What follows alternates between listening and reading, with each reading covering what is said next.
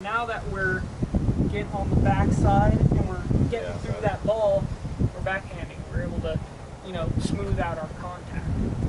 So today we went over the full swing with our irons.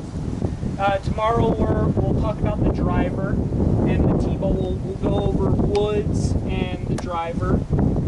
Just to recap kind of things we went over. So we talked about posture.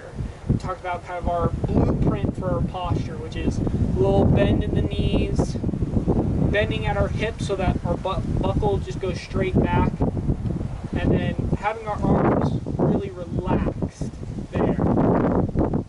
Then we talked about the one-piece takeaway, this triangle here, just maintaining that until we're clubs parallel with the ground, and reaching the rest of the way there. So, and then we talked about ball flight laws a little bit, which was, it's a lot to take in, well, but it also helps you. It helps you diagnose things, when you're on the range, when you're out on the golf course, you know why it's happening, but it's still good to talk to someone to see why it's happening. We talked about a couple drills to work on. Our main one that we saw that was kind of a reoccurring thing was dragging that club back low.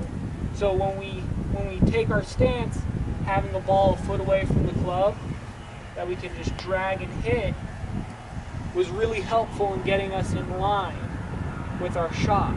Another thing was just checking our weight, wiggling our toes, wiggling our hips. That was something to do before we hit the shot that really helped out.